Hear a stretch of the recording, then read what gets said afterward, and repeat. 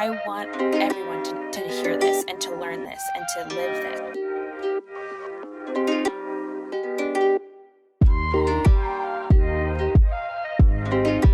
Maria, thank you for coming on the pod. I'm super excited about this episode. So let's start from the beginning. Let's start when you were in Atlanta working in tech. How did you get into tech?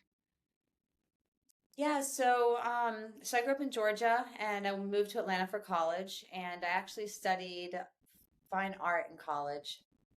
And when I was graduating college, it was during an economic downturn. Mm. And so it wasn't, and I had a photography business that I opened while I was in college, and I was running that business. But I was a young entrepreneur, and it was difficult for me to understand the division of my fine artwork and running a business, and then Mm. also, and then just the blending those things. And so paired with that in the economy, and social media was just starting to emerge, I was like, I think I'm just going to close my photography business and open up a social media marketing business and learn how to do this Yeah. all along the way. And that was the first that was back in 2009, and so that was the first step into technology. Was I started working with tech startups in Atlanta, helping them with their social media strategy, and then that eventually moved on to market strategy, marketing strategy, go to market, etc. How did you teach yourself social media marketing? Well, I found someone who agreed to pay me for it, and then I just learned how to do it. How did you Really just identifying the challenge and understanding the same way that you would communicate with somebody. And this was, what, like 13, 14 years ago, right? But in the same way you would communicate with somebody at a restaurant, or just like we're Mm. talking right now, it's just applying those same principles. Um, and yeah, I've always enjoyed solving problems. So just That's so wild to me because I feel like now social media marketing is like this big concept where like nobody really knows how to do it correctly. And you just simplified it like almost immediately. And I love that you were able to secure a client without having like any experience. Can you walk me through what that experience was like? Where you like reached out to that person and you were like, hey, I can help you with this. And they were like, oh, have you done this before? Like what was that conversation like? I don't recall the entire conversation, but it was very similar to what you said, and that was I worked as a cocktail waitress. I worked in the service industry, and so I have met a lot of people in that role. And I don't think that's how I met the founder of the first business I worked for, but there was some crossing there between, maybe that's where we first had the conversation.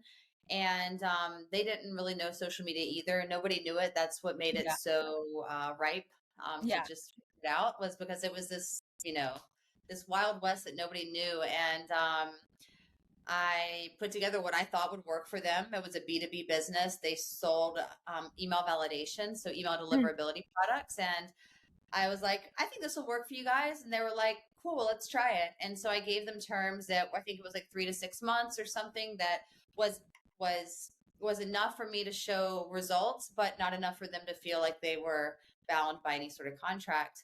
And then from there, that really just led to really finding my groove in B2B technology, Mm. um, and then getting very involved in the Atlanta technology community. One thing I did that really helped accelerate a lot of the involvement in tech was I volunteered for what used to be called startup weekends.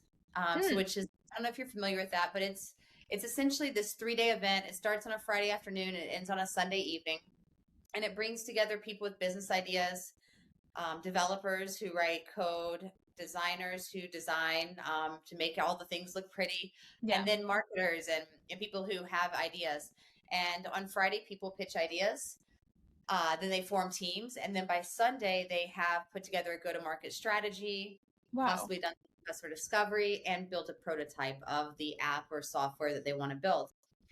So that was a really great, and I helped volunteer and help organize those in Atlanta for, I think we did, I think 10 or 13 while I was there. And that was a really great way to just get to know a lot of people and get a Yeah. lot of experience very quickly. Totally. My master's program had like a very similar situation where we would go in person for the weekend and we would do like a design sprint. So, a certain business in LA would come to us and be like, "Hey, we're facing this issue with our company. We'd love you guys to like pitch us ideas to solve it." And like each different group would have to pitch an idea, and then by the end of the weekend, we'd have to have a full business plan, including like financials, go to market strategy, what the actual solution was. And it's like the most exhausting weekend of your life because it's just nonstop, no sleep, running on caffeine, thinking like the hardest you've ever thought in your life. But it is so rewarding because it's one of those things where like if you really want to test your limits where you're like, "Oh, I don't know really what I'm capable of." Go to one of these events, participate in them because genuinely you will learn what your limits are and you will grow like 5 times the speed that you would do like in any other job. And it's such great experience. Like it truly does catapult your skills. And you're also, the cool thing about it is you're learning from a bunch of different people cross functionally. So it's a ton of information that you potentially like wouldn't be exposed to on a regular basis. So it's such a good experience. I highly recommend them. Yeah, that's great that you have experience in that. And so you can understand the ups of this is so incredible and so awesome. But at the end, it's like, oh, this is super exhausting. Yeah. And they're also called hackathons too. That's another commonly used term. Um, but it's really great. Yeah, it's a great way to also if someone's in like job seeking or trying to figure out what's next. Because I think a lot of people in the past few years have been like, I've been really good in this one career, but I want to figure out what's next. Events like those are really great ways to spark ideas and see, maybe you find your co-founder if you want to start a business, Yes. maybe you find an idea to help build. So definitely a big fan of hackathons. So then what happened between you working for tech companies and then you deciding to move to Costa Rica? So long story short, so I started doing marketing for tech startups. It really pivoted from social media marketing to marketing strategy, go to market strategy. And interestingly, one of the tech companies that started at an Atlanta startup weekend at one of these hackathons, I had worked with one of the co-founders before. I helped bring in the first like some of the first investment for the Mhm. company. I helped them really find their product market fit. And then once they got to a certain size, they acqui-hired my marketing company, and my team and I went to work at this company called Synapia, and we built email deliverability products. So I knew the market really well since that was one of the first clients I'd worked with when I started my marketing company. So I knew the industry, the landscape really well. And just everything clicked. We made a couple right acquisitions and we went from 0 to 2 million in 18 months and 0 to 2 million Wow. in revenue in 18 months. Mostly bootstrapped. We took a very small investment, but it was mostly bootstrapped. Yep. And right around that time, I had taken a trip to Costa Rica in 2014, and it really left a big impact on me. Like something that I felt something inside that I really couldn't put my finger on, but I felt something inside that I had to come back to explore.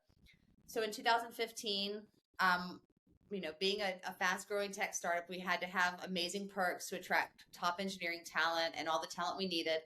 So I talked to my co-founders and we made it a company wide perk that anyone could go work from anywhere in the world they wanted for the month of, it was June 2015.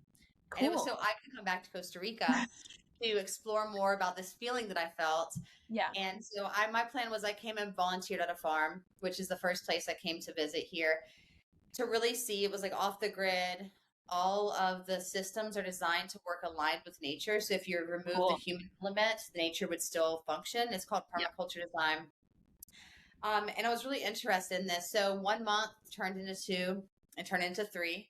And the whole time I was really just trying to like convince myself I wasn't crazy for wanting to just Mhm. leave this amazing life I have in the States to move to an unknown, completely unknown second world country.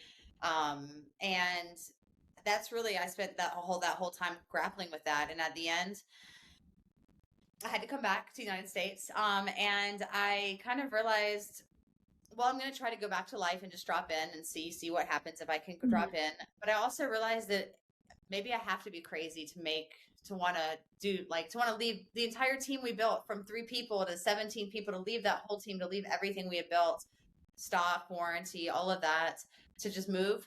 Um, and so it was really a mental exercise. And Yeah, I love this debacle because I feel like it's becoming more and more common with people where they're like, especially after the pandemic, I think people are starting to connect with themselves more and start to see like what really matters in life. And I think a lot of people had a similar experience where they were like, okay, I have this huge life that I built that comes with all the things that we think we're supposed to want, which is, financial stability, connectivity and proximity to, convenience.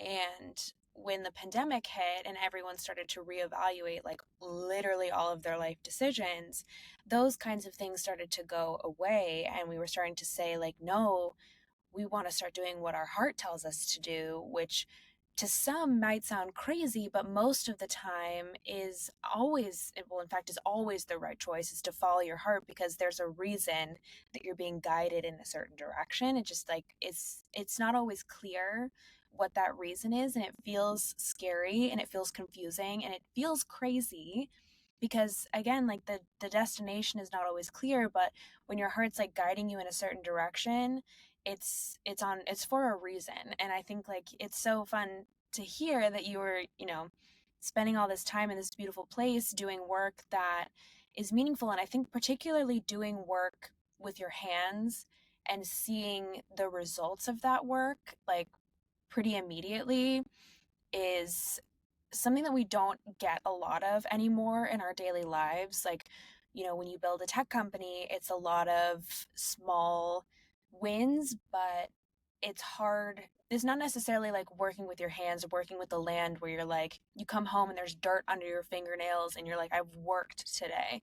Sometimes as a tech founder, I talk to a lot of them who are like, it's sometimes where you feel like you're doing all of this stuff and you're like, is it making any difference? I don't know. And like, so when did you decide to officially make the move? Like what went down that you were like, all right, I'm ready to go? well, I think really you really hit the nail on the head when you were talking about learning to listen to your heart instead of your mind. Because if, and I did this, if I put all the pros and cons of pros of moving to Costa Rica and cons of moving, or pros of staying in Atlanta and cons of staying, the list to stay in my current position, I mean, far, far, far Yeah. exceeded the list to move. And so I tried to come home and drop back into my life. And I think it maybe was a month. And I can still remember this as if I was watching my life as a movie. My co-founders asked me to get coffee and we went to Starbucks, and I mean, I can still see the whole thing. And they were like, Maria, it's so obvious. You have to go. They're like, it's just so obvious. You've, like, just go, and Yeah. anyway, and so really, I What think was if it it? would have gone anyway, I think I needed maybe a little bit of permission. Yeah, and Um, I'm also curious to know, like, when you came back and you're sitting in meetings and you're going to and from work, like, are you sitting in these meetings being like, I literally can't relate to anything that you're saying right now? Or like not it's like womp womp womp womp womp womp womp womp like on the phone calls. Like what was that experience like? Because I'm sure it was so weird coming back and trying to like fit into a place where you didn't feel like you fit in anymore. it's just so crazy. It's like you were there. It's like you really knew what I went through. Yeah, it was very much like that.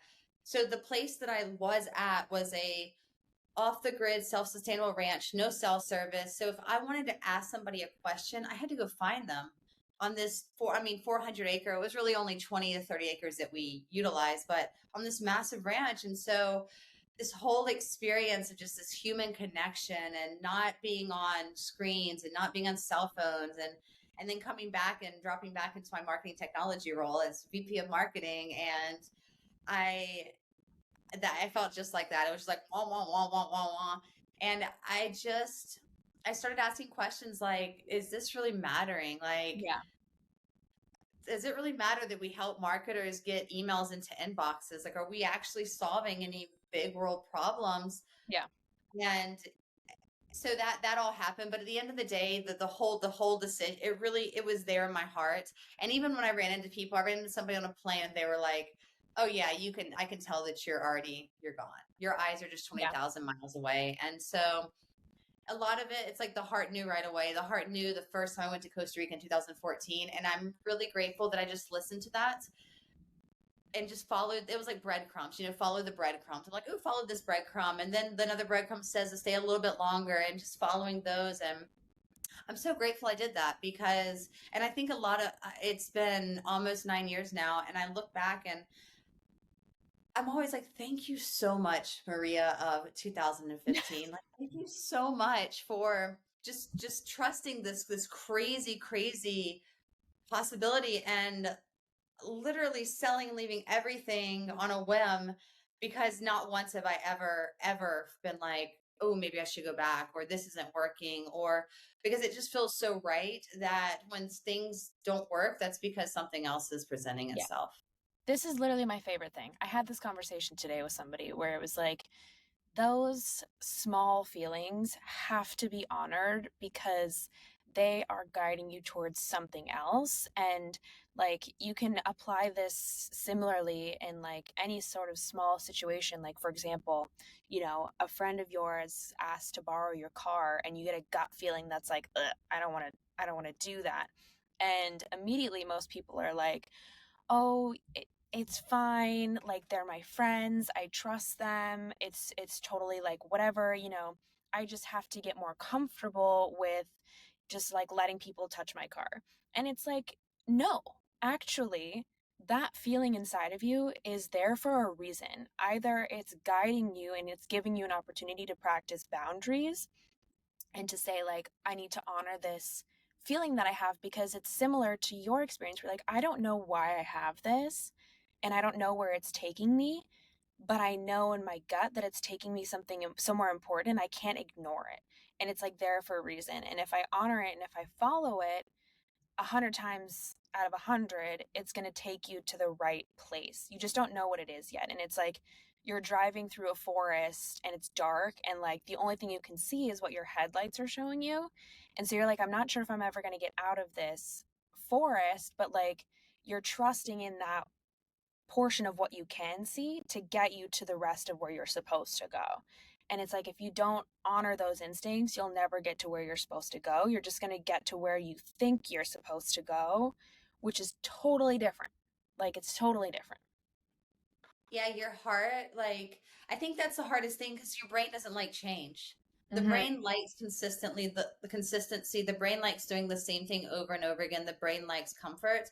And most of the time when you're really following your heart, or really following what your soul wants, whatever verbiage you want to use there, the brain is the first to be like, no, no, no, no, no, these are all, this is, stop, Yeah. this is not good, this is wrong. And so I think it's really an exercise of listening to that. And everybody has those feelings different. Like for me, I've learned that I get a feeling like right here. It's like the super Mm. warm right here. Um, but the other thing that you said that's really interesting is, if you don't listen to those feelings, they're eventually going to go away. Yeah. And so Yep. when you honor those feelings and you listen to the intuition, or just these feelings of knowing, you'll get more of them, and you'll learn to use it as a guiding post, Yes. versus if you just ignore them, because at some point, um they're going to be like, well, we tried Or a lot. worse. Yeah, or worse, it leads you to either being stuck where you are forever, or it will build and build and build until you get hit with the worst possible scenario. And it's like you're then in that position because you ignored all of the directions that were being pushed to you to get you out of that situation. Like, for example, maybe who knows, if you had stayed where you were, like things would have escalated to the point where you would have had to, maybe like you would have been forced to go to Costa Rica or something, but instead it you made the right choice in the right moment, and it was like it was your choice to go, and you were set up at the right time at the right place, as opposed to being like pushed out or having like negative circumstances surrounding that change. Because it's like change will happen whether you want it to or not. And it's whether you're going to take the easy way, which is like honor those moments when it happens, or you're going to do it the hard way, which is like you're going to get kicked out or something like that. Yeah, I love that. And I and one of the things that is interesting is I've always, since I moved here, I've always struggled with how can I make similar opportunities for other people? Like, how Mm, can I make this space for other people to do something similar? I call it a quantum leap, because there's yeah. different types of quantum leaps. There's quantum leaping, so selling everything and moving to another country. There's career quantum leap. So I've been a chief financial officer for 15 years of a Fortune 100 corporation, and I want to open a Pilates studio. So Mm, there's the career leaps, and there's lifestyle leaps of I've never ran more than a 5K, and I want to run an ultra marathon, or you can imagine. And so one of the projects that I started this year is called the Quantum Leap Women's Experience. And it's actually at the same farm that I had my entire experience where I volunteered and everything. cool. And it's to bring women to have a very similar experience. And Mm, really the goal, and there's education modules, but at the end of the day, the goal is for me to get people who are in this state of like, I want to make a big life change, and just get them in a place where they have silence to listen to yeah. themselves. And it's been really beautiful just to see how that's manifested, because most people, when they want to make a big life change, those closest to us think we're crazy. Oh, They can yes. imagine my parents, and I was like, I want to move to Costa Yes. Rica and leave the only They want salaried to position keep you I've ever back. had. Yeah. And so it's really incredible by I think for anybody who wants to do these big life changes, it's really important to have a community surrounding you who are like, yeah, you're not crazy. Make the Totally. move. And I think that as I look at like how I share this experience and how it goes into the future and how I give back, it's really through that, by creating similar opportunities for other women, not just women leaders, to come and have these moments to pause and be like, am I still doing what I really, really want to do? Or am I just doing it because I've done it for so long?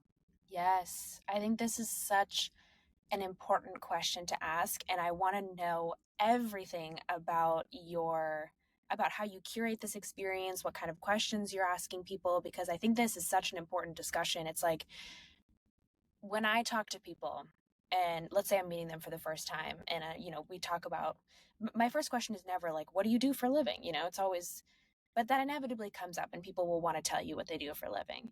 And always my first question is, oh, like, do you enjoy that?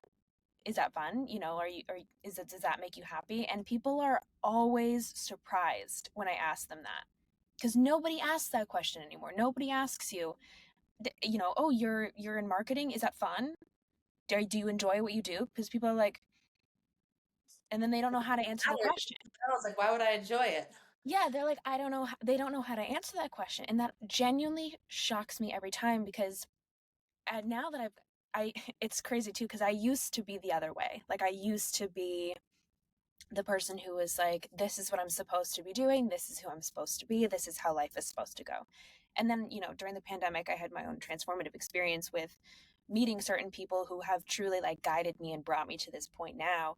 And then now I can see it from the other side, where it's like, you're supposed to be doing what makes you happy. And to those around you, it does seem crazy. Like, I just got an opportunity working at a tech company as an office manager. And I was a project manager before this, and like, to everyone around me, it seemed like a step down almost. And like, I literally could not be happier. Like, it was the perfect opportunity for me that allows me to do what I love to do, which is podcasting. And it like gives me everything that I wanted.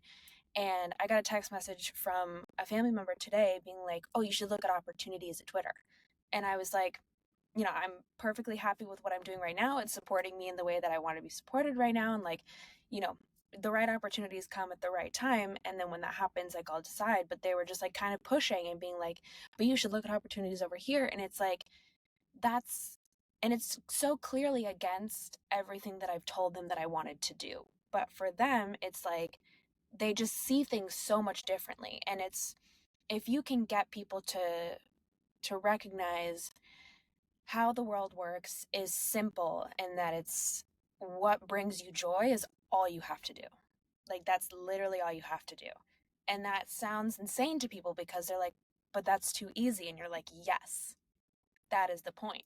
And that's what I love to hear you talking about this, because this is why I'm like, I want to know how you facilitate these kinds of conversations, because like if we all collectively can get to a point where we're talking to each other in the same way, it should like have a huge ripple effect. Yeah, so from a curation perspective, I think there's a couple of things that help with curating an experience like this. One, there's some self-selection that happens. Mm, You're in the middle of the jungle in Costa Rica, there's no cell service. So there's some self-selection that happens off the bat. Some people are like, not a chance. It's they are what I would consider luxury accommodations, but you're still in the middle of the jungle. There's still going to be bugs, yeah. right? So there's some self-selection that happens.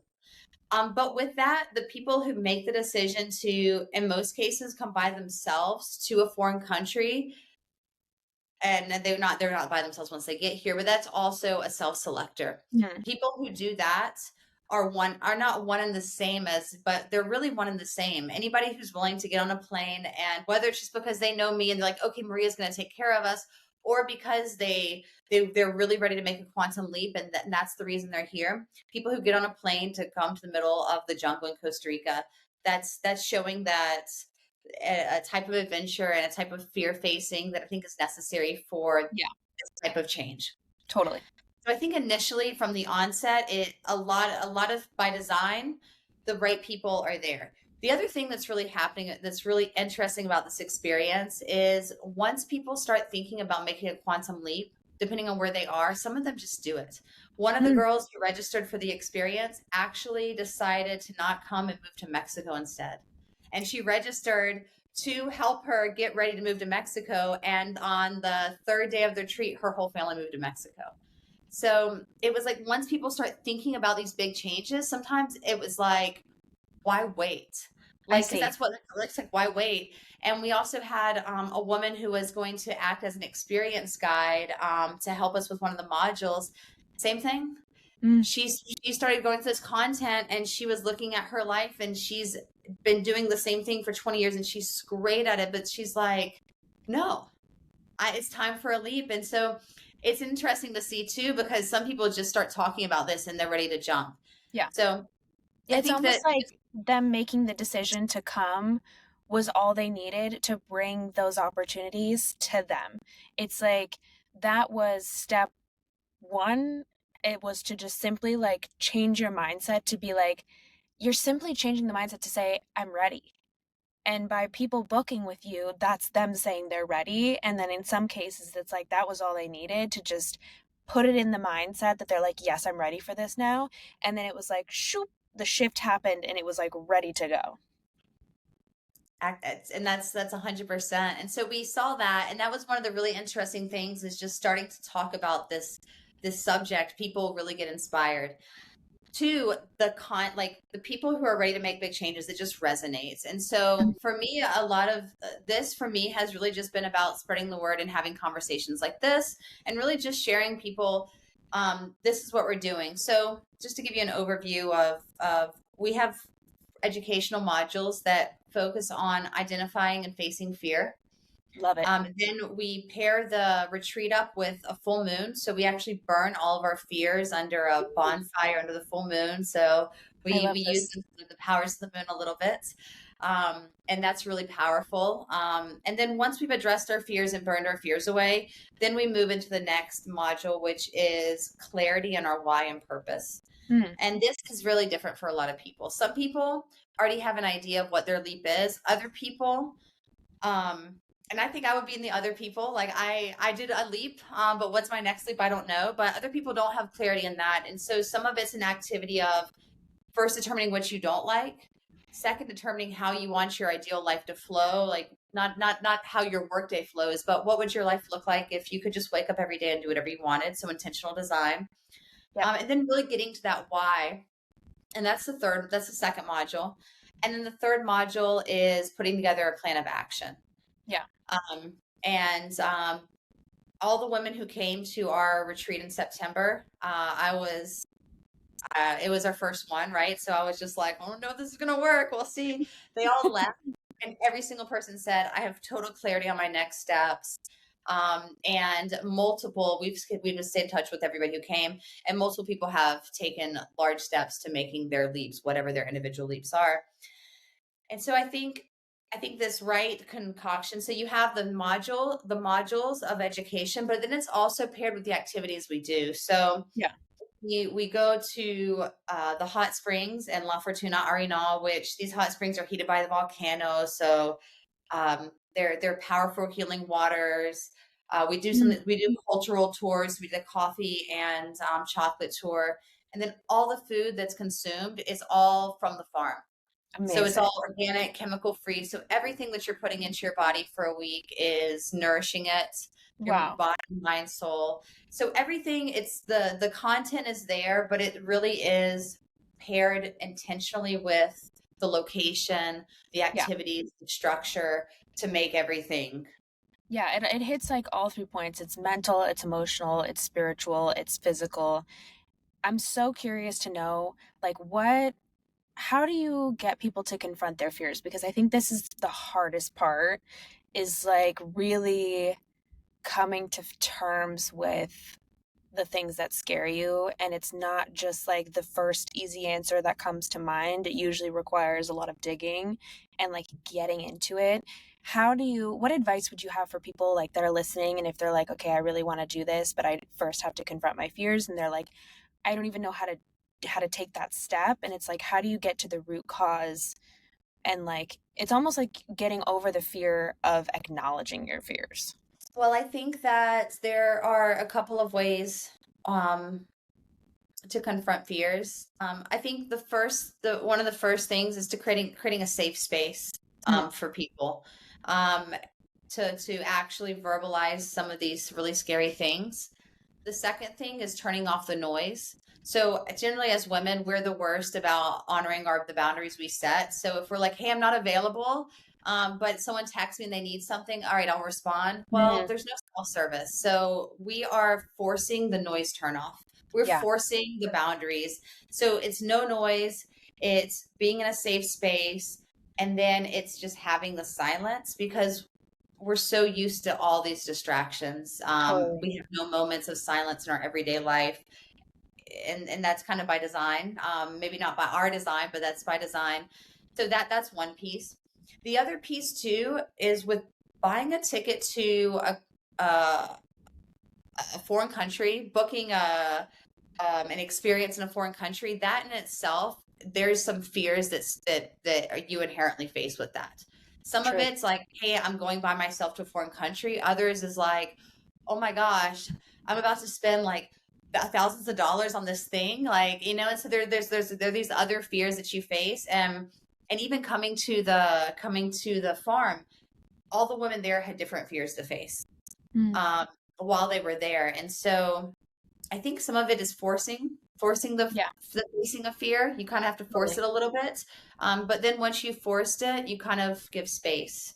Yeah, I think like you're right, in combination of the circumstances and the physical act of spending the money, booking the flights, like you're boxed in at that point. Like you're there, you're ready to go, and you're like, okay, it's happening. And then like you've almost like created a scenario where you've done the forced action of confronting the fears, and you've like made the next step for them, which is to then sit in silence, acknowledge it, and then like release it. So it's like the whole step by step process of getting people there and getting them through these steps is like everything is working together, same way that it's working together with the food and the local culture and the place itself with the farm. It's like the acts itself of booking from the very beginning all the way through leaving and going back home are set up and designed to support the activities that take place there. And I think it's so important, and I love that we're having this discussion because I want everyone to hear this and to learn this and to live this, because like being on the other side of it and living this way, I cannot imagine going back and living in like a mindset where life is not about what makes you happy and it's not about what your heart wants. Yeah, and I I love that you say that, because it's so refreshing to hear people talking about that, following your heart of your mind. And that's how I feel too. Like, where I live in Costa Rica now, right now right now I live on a beach. I've lived in several places in the country, but right now it's on a beach, not a bad place to be. But Yeah. I lots of people visiting and vacationing, and I walk around, and almost every day I'm just so grateful. I'm like, this is everyday life. Like, Yeah, this is the everyday, and it could be anybody's everyday with a mental shift. Like, I totally. didn't move here. I don't have wealthy parents. I had, I think, 5 grand in my savings account when I moved here. There was nothing, there was nothing really set up for me to succeed. Like, I'm not, nobody special, no special talents. I like figuring problems out. So I guess I do have that going for me. But it really all was just a mindset of, I want to make this work, and I'm going to make this work. And when challenges arose, and there are plenty Of of course. challenges living as a foreigner in another country. I mean, it's the list is endless. But when challenges arise, it's really easy to face those because I know I'm doing it from here and not because I think I should be. And so I But think also, that's the biggest difference. and also it the fact that despite all of the quote unquote lack of resources that you had to move there, that everything went smoothly, to me serves as proof that it was what the direction that you were supposed to be going in. Like, you were supported in those actions through the lack of difficulty getting there.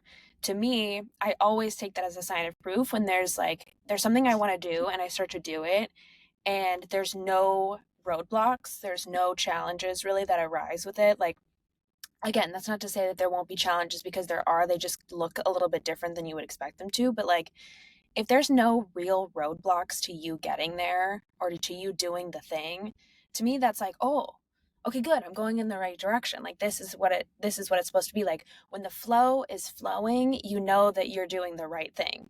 It's like, it's very clear when you get signs like it's difficult, or it feels difficult, or it feels like icky.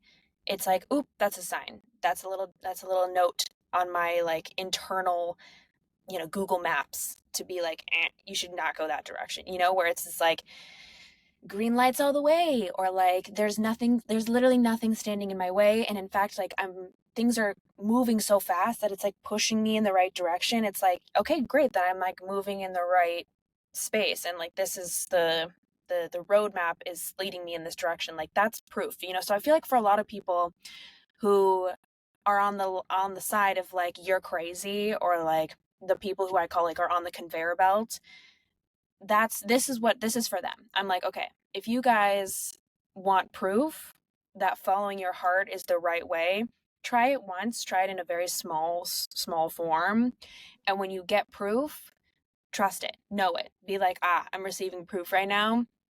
Because like, I cannot imagine why a rational person would make a choice, and then when all of those choices are being supported by their exterior environments, that they're like, no, that's not the right thing. Like, nobody's going to say that. If you're going in the right direction and your reality around you is confirming that this is the right direction, like, that's what it took for me to fully like make the step in that direction mentally, to say like, oh, okay, no, this is how the world works, this is how it's designed, and I'm going to work within that, and I'm going to make it work for me, because that's how life is supposed to be, if that makes sense.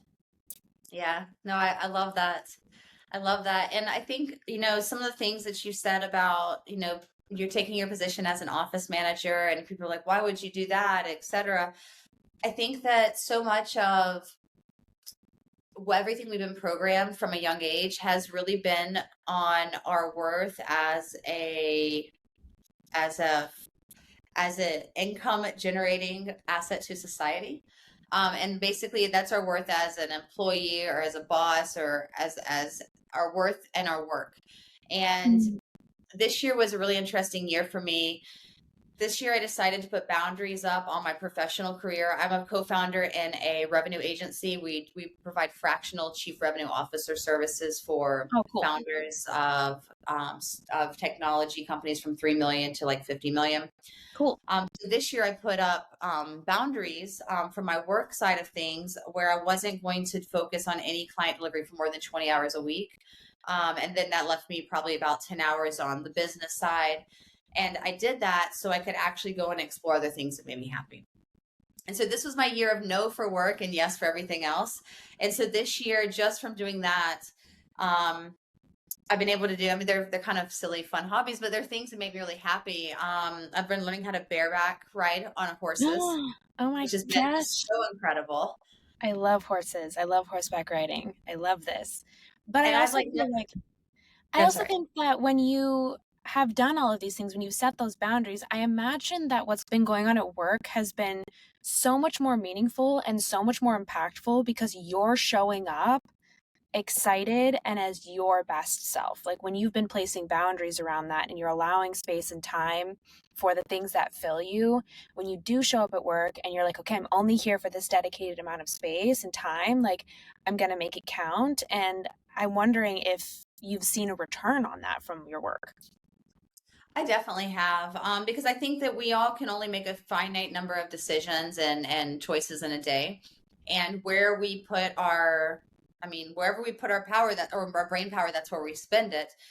And so by being very intentional about where that's being spent and how that's being structured and how much time is allotted to each, to each thing and every day, I've definitely seen that, and then it makes everything more intentional. It's Mm, Well, there's only 20 hours. So if I want to do this, if I'm going to deliver the same thing for these clients over and over again, then how can I automate these processes? How can I make things more efficient? How can we utilize different tools to make things more efficient? So our focus is going on the biggest moving items. So that's also been a nice effect. And then it also shows us how much more we can do in a day. Because totally. if extra time, so often it's spent investing in our businesses. And don't get me wrong, like this is the fourth business I've had, and so I'm very used to the weekends and the 40 to 60-hour weeks. But I live in Costa Rica now, and I think that's retraining that programming in my mind from just that's very American programming in the United Yeah, I States. know. Just work, work, work, Yes. retraining that, giving myself permission to go surf in the middle of the workday or go for a 30-minute walk in the middle of the day, things that were like, we're not trained. That's been a very hard reprogramming to do. And I've been down here 8 years and I still struggle with it. I'm so glad that you said that because this is something that I work on every single day. Like when I started my podcast, which is not very long ago, I only have about 5 episodes out right now when this is being recorded. And I have episodes booked like through February, and it's crazy. And it was not at all what I was expecting because when I started this and I was talking to other people, they were like, oh, Maddie, make sure you have a bunch in the can before you launch because it's hard to get guests. And like some weeks you might not have guests. And like that has not been my experience.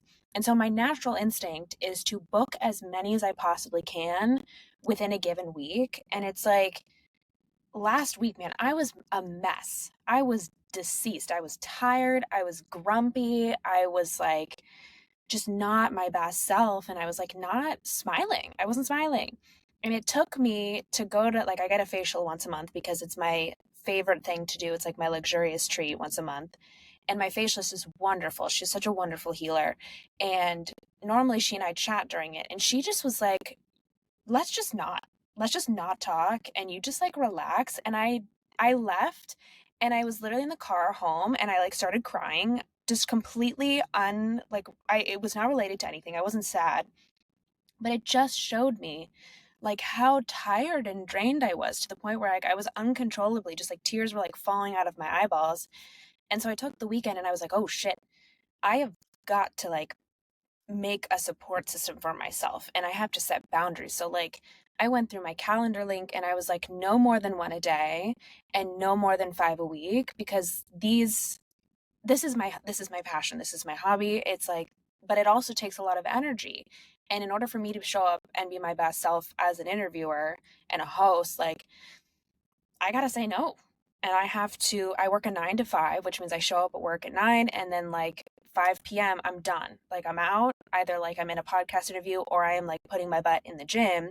And then like I'm home at night and I'm like hanging out with my cat, and like I'm not doing things on the weekend that I don't want to do or that don't feed my soul, because for the same reason that you said, like here in the States, it's all about work, and like hustle culture is a vibe. And it's like you want to be a boss bitch as a girl. And it's like, I actually don't. I Yeah. don't. Thanks. Pass. Hard pass. Yeah, like that's actually not what I want to do. Like, I just want to be like a regular girl. I just want to have things that make me happy and I want to do them and I want to like live with joy. That's it.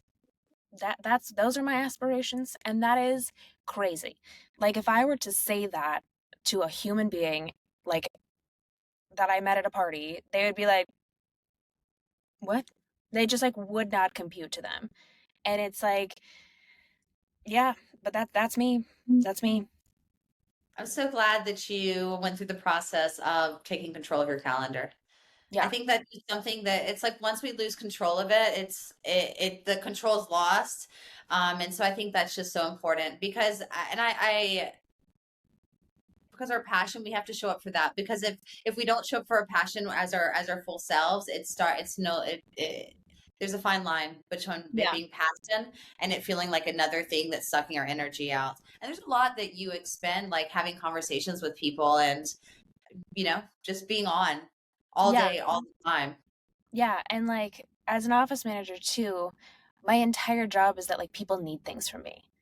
And like they need me to do this or they need me to do that, or they're like asking me for things like that they want. And like another boundary that I have in the morning is I do not look at my phone before I am like ready to get out the door and go to work. Like I am on airplane mode. I do not check my text messages. I do not check notifications, because I know already, like when I get to work, it's a lot of reactivity. Like I have to be proactive in my job, but I'm also like being asked a lot of requests. And in order for me to be like my creative, great self who's productive, I can't start my day with like people's requirements of me. I like, even if it's a text message from a friend that's just like, "Hey, love you." It's a request for me to respond, which I will because I do love them. But at the same time, like I need to start my day doing my ice rolling on my face. I need to start by like hugging my cat. I need to start by drinking my water. Like things that nourish and feed me come first in order for me to show up and be like the best version of myself during my 9 to 5 and then during my hobby. Like everything that I do now is in preparation of like me being my best self. So like any supplements I take, it's all in service of me performing like at my peak. But that peak is just now being like a shorter amount of time than it used to be. Yeah, I think that's such an important thing. I mean, I can't tell you how many times I've rolled over and checked email like right when I woke up and it just ruins your day. It You know, does. you look at email and you're like, what? Yeah, And you just get all worked up and I think the same thing with social media. And I used to preach this so much. I don't practice anymore. So I'm really glad you brought it up. I used to preach it so much how important it was to control the first hour of your day.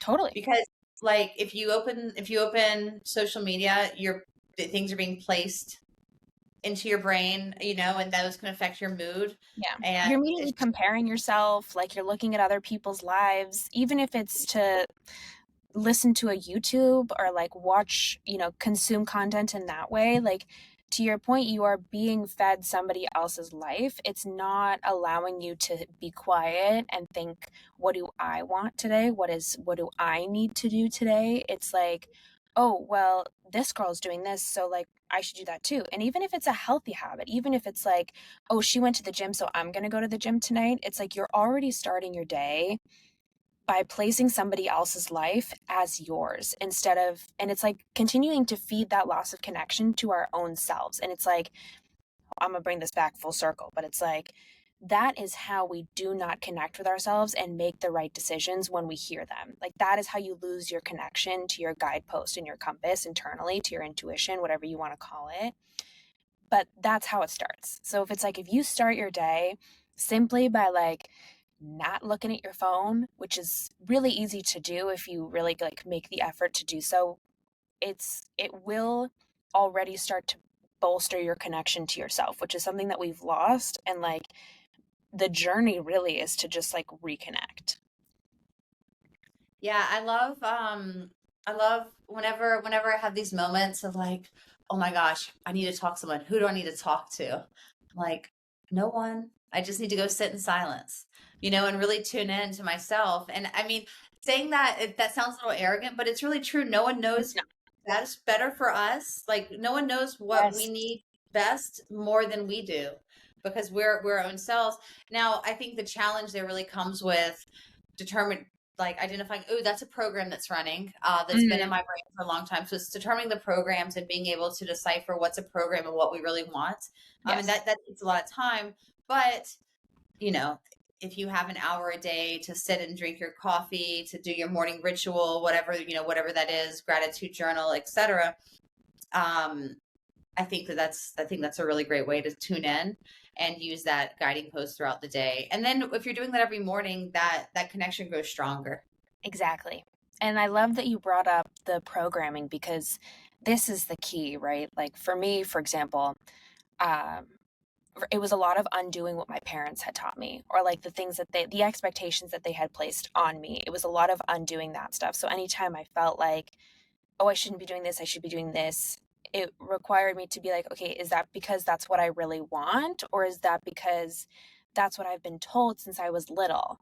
Because like, when you, especially for me, when I was growing up, you assume that your parents want the best for you, and my parents do. They're wonderful parents, but they want what's best for me based on the idea that they have of me in the future, of what they think my future should look like, and it's not always going to line up with what I think my future should look like. And like part of the big thing is to separate yourself from the idea that other people have of you. And like, so when they give you advice, be conscientious of that. Be like, are these people that I'm asking advice from ones that love me as me, or is it because they have an idea of me that they want me to become?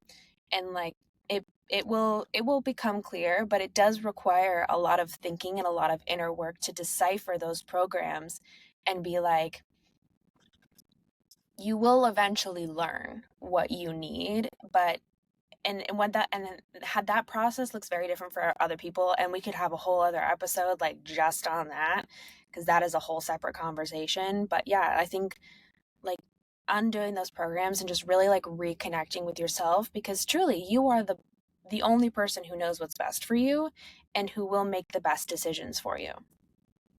Do you know how many people I talked to and asked for their advice about me leaving my position in Atlanta, moving to Costa Rica? How many people? Zero. And not even the boyfriend I had at the time. He ended up moving. He didn't like Costa Rica, so he left. But not even at the time. Yeah. Because I knew this was the right thing for me. But I only got to that knowledge after months of essentially disconnection and solitude in the middle of the jungle. So Yeah. it's a very difficult decision to make, but but I knew though, I knew that the second I started asking people what they thought about this or if they had any advice, they were just going to start sharing all of either their insecurities or their bad experiences or just all the programming they have. And it happens too if I were to ask somebody who's living in Costa Rica, hey, I would like to live in this area, or this is where I'm thinking about renting, or what do you think about this? It's all Yeah. these are all the reasons why not. And so I do think that's really important when we're looking at really big life decisions, is really being able to tune in to us and really tune out of what everybody else thinks. And I'm not advocating don't ask for the people's advice, but for me, Hmm. I knew that I was so resolute in my decision, and I was so resolved to make this, that no matter what anybody said to me, it wouldn't have mattered. Yeah, and I think it's when you are making a big life decision and you're talking to somebody else about it, you're going to get two different responses. And one of those responses is a lot of based on their insecurities, right? Because a lot of the times when you make good decisions for yourself, it scares other people because, to your point, it highlights their insecurity. It's like, to give a small example, you're like, oh, I'm I can't come out tonight because I'm going to the gym. A lot of the times people are going to be like, oh, you're so lame. Like, just come out with us, because they want to pull you back. They don't want to look at you and have all of the things that they want to be reflected back at them. They, it's so crazy because people love you when you're partying all the time, when you're unhealthy, when you're numb, because for that they have a buddy now. Like, they have somebody to stay back with them. But when you move forward, it's like people get mad and they don't want you to do it. And so the same thing happens when you make a big life decision and you're like, I'm moving to Costa Rica. Most people will be like, that's crazy, you shouldn't do it. Whereas the right people will be like, I'm so excited for you. What are you doing when you get there? You know? Tell me about that more. Like, what's your plan? Where are you thinking about going? What do you want to do when you get there? Like, that is a different kind of advice, because those are the people that are like, I want you to do what makes you happy, and how can I support you in doing that? And they will offer advice, and they'll be like, okay, well, just be mindful of this maybe, or think about this. And it's like, again, ultimately up to you, but make sure that you're considering these things if you want to do it safely, or if you want to do it, X, Y, or Z way. But it's like the people will show you who they are in those kinds of moments, and all you have to do is believe them. And then it's up to you to decide how you want to interact with them going forward. I think that's great advice. And just letting people just show you who they are and how they think, and just deciding, all right, noted, noted, and I'll remember this in the future. And not to hold any grudges or anything, but it's just important to, like, when we're going after big things, to know who really is in our corner cheering us on, and who maybe is in the corner whispering like little negative things in our ears. Yeah, and it's like you just walk forward and you wish everyone well, and you say like, if you're not going to be with me on this journey, that's totally fine. And like, you wish them nothing but the best, because some chapters close, and when they do, you just have to go on, because that's life. Life has so much ahead of you, and you have to just keep going, following your heart. Very well said. Well, I think that is a perfect place for us to close. This has been such an immense pleasure. I feel like this is such an important episode, and I really hope that it reaches everyone that it needs to reach. And I hope people hear it and take it to heart, and lead with that. Awesome, Maddie. Well, thank you so much for having me. Thank you. I'm so glad you were able to come.